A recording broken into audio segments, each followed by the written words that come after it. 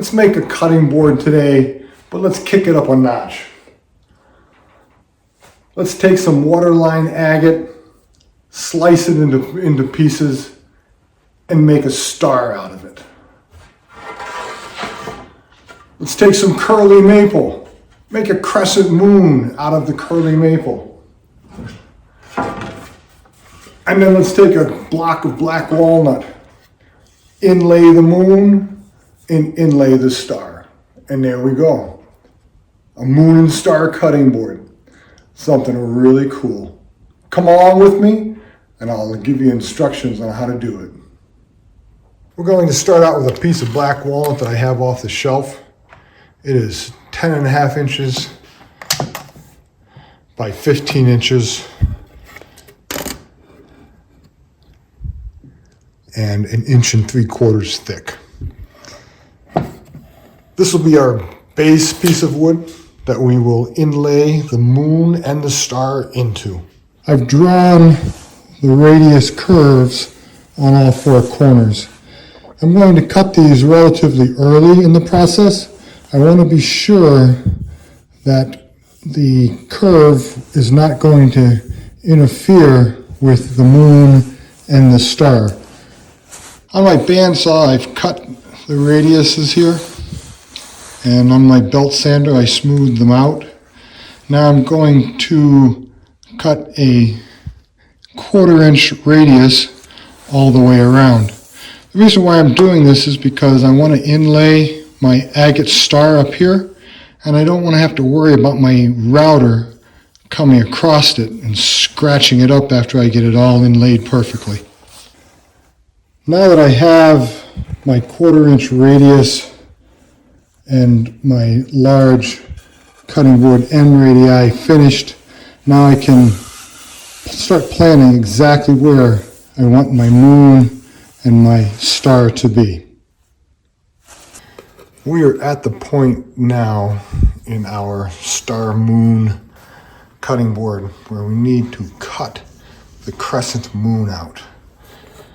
I have piloted 2 holes. These holes are 1.5 inches apart. I want my moon to be 9 inches, so I've set my calipers at 4.5. Our first cut is the furthest hole, which sets the outside edge of our moon. The second cut goes into the second piloted hole, and this will carve the inside moon so that we get our crescent. We're at my circle jig cutter on my bandsaw. I have a steel pin marked at 4.5 inches. That will give us our 9 inch radius. So the first thing we need to do is get that pin into the second hole.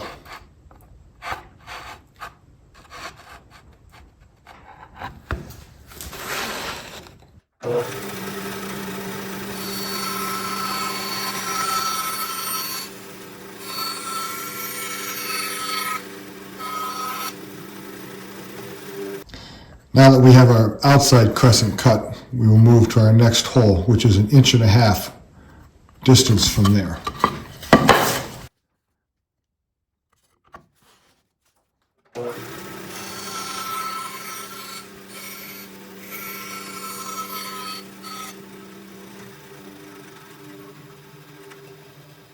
We are in my basement with my lapidary wheels. This is one of the pieces of waterline agate that we will be using. There is a second piece that we'll be cutting. Here is the final piece that we'll be using. The beautiful waterline agates. I will grind the star shape offline. Would just take way too much time on this video to show you how to do that. Here's our black walnut piece that we already have milled down to size. There is our crescent moon. The star is made from Montana agate. I carved it or ground it on my lapidary wheel.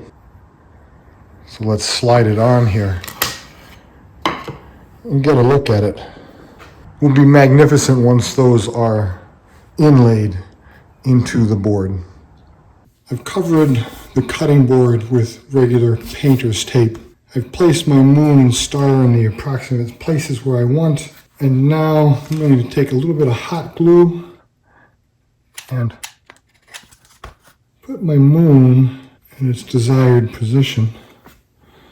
And then I'm going to come up here and do the same thing with my agate star.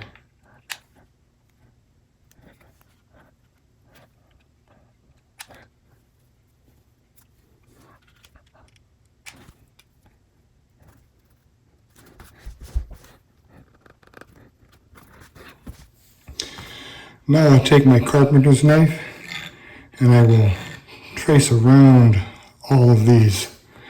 When I go to pull them off, the tape underneath will come out, leaving a perfect silhouette of my moon and my star. After using my carpenter's knife to score around the star and the moon, I just peeled the tape out, and now I have perfect shapes to follow with my router. I'm going to use a 1-inch 4-inch bit to hog out some of the moon and at least one drilled bit of the star, just to save myself time when I go to use the router.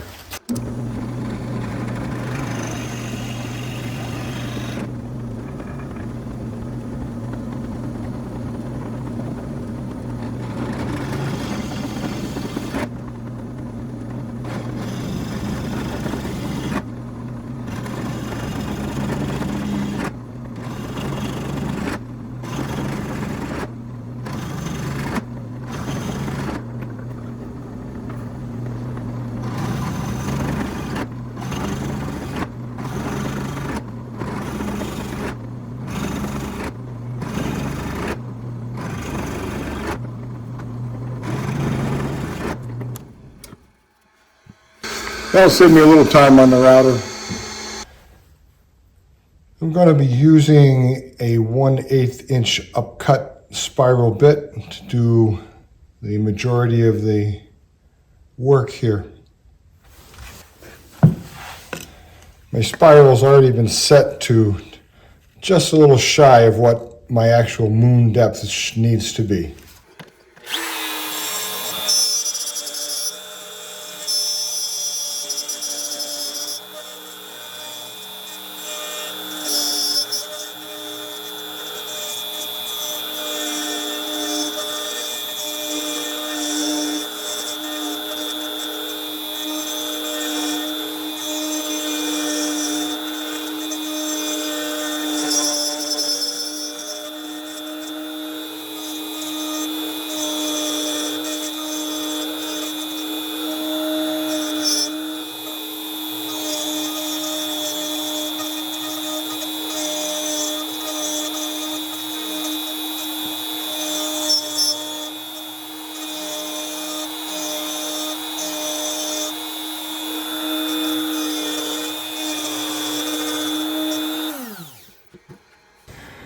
I finished doing out my rough out routing, and now comes a time when you just need to take your chisel and clean up those edges.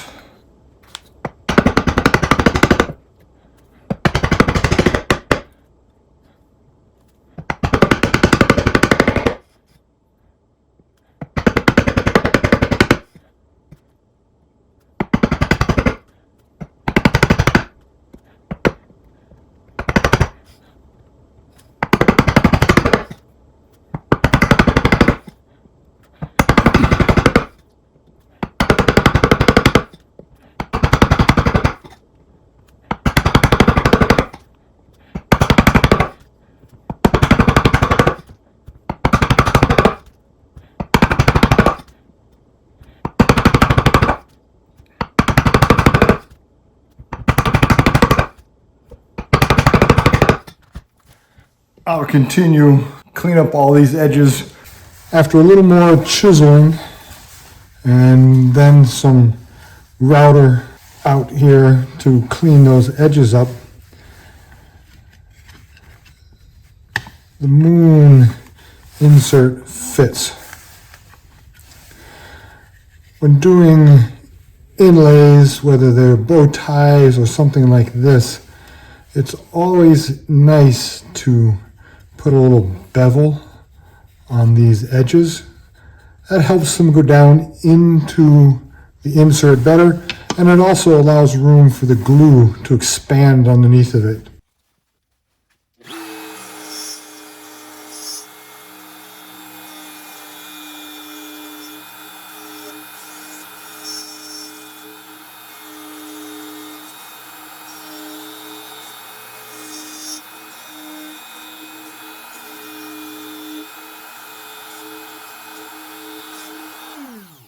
So after a bit more chiseling, a little bit of widening, finally I've got it to fit.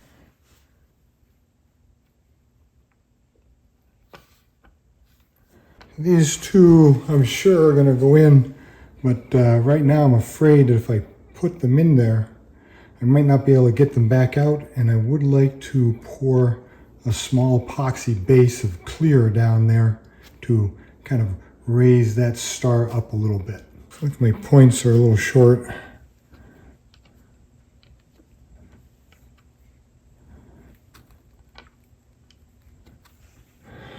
Those seem to fit in very well. I'm going to need to extend this tip out a bit before I can get it in.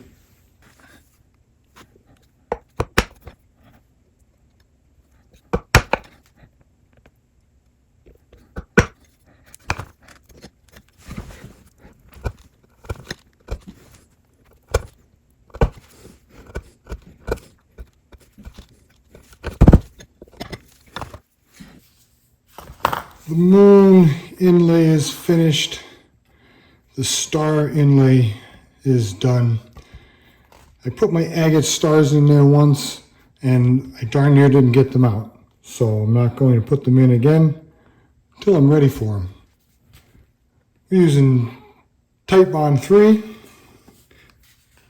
for our moon.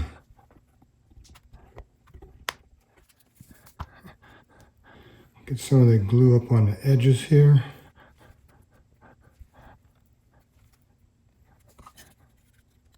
All right, let's set it in place and I'll tap it down.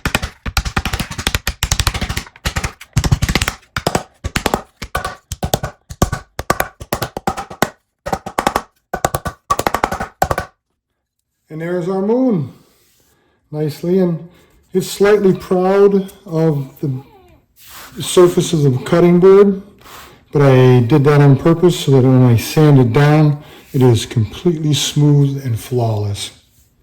The agate is laid in there, and I have poured epoxy over top of it. Just regular clear epoxy, nothing special. We'll let it sit overnight, and then we'll start working on sanding it down. After looking at my moon and star cutting board, I am not very impressed with that star. It just does not come out the way I expected and hoped it would. So I've gone back to my agate.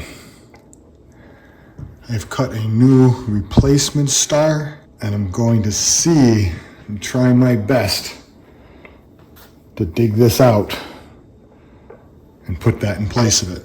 Well, my attempts to just get this agate star out of there failed tremendously. One thing nice about West Epoxy 105 is that it really is super strong. And in this case, that's causing me some trouble. Well, when all else fails, get a bigger hammer. After a lot of chiseling and banging, I have finally cleaned it out. Now I need to get my router and square up the edges.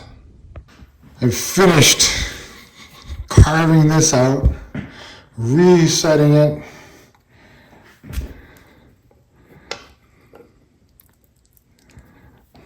I have my white agate star, which I think looks much better.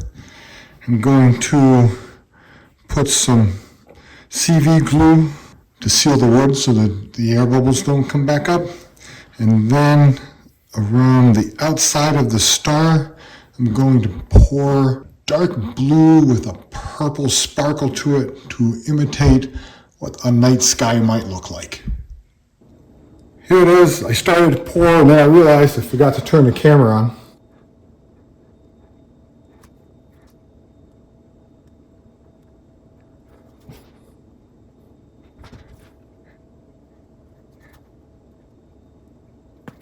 There it is. I'll just have to monitor it for the next half an hour and pop the bubbles as they come up. Our epoxy star with the blue around it turned out really good. You can see some of the highlighting from the different shades of epoxy, the blues and the dark purples that I put into it. Looks pretty darn good. I've gotten to the point where I am now sanding them up to 400 grit. The problem is that the star itself is slightly proud of the epoxy, making it very difficult to sand. That's what it looks like with a little bit of mineral spirits on it to clean it off.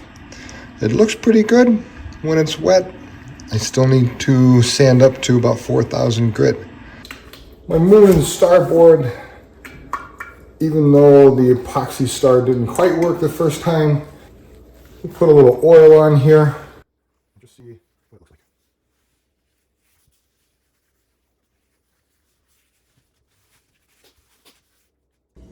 The moon and star kitchen art cutting board has turned out very well.